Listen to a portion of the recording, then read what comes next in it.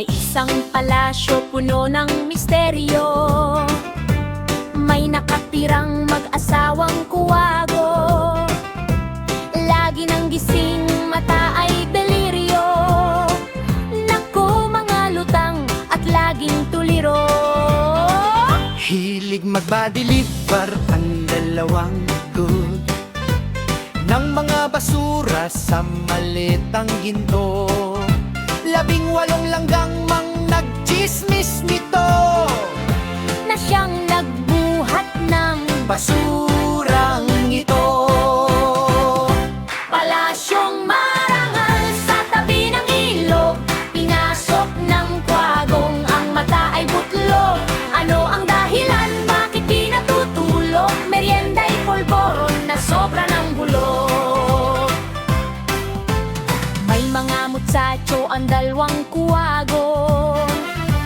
Lider ng tanod po ang isang bobo.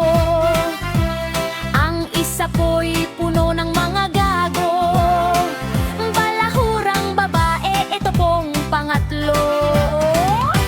Meron pa sila na mga galamay ng mga buwaya na nakahanay. Bibig na kanganga, laging nakabantay sa mga maletang Basura ang taglay. Palasyong marangal sa tabi ng ilog. Pinasok ng kwagong ang mata ay butlog.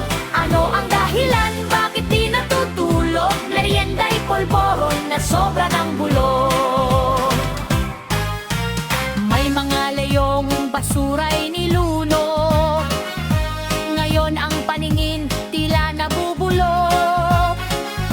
Naging mga bulag na tagasunod ng mga kuwagong ang mata ay butlog. Isang ibong tikling kanilang kalaban. Isang ibong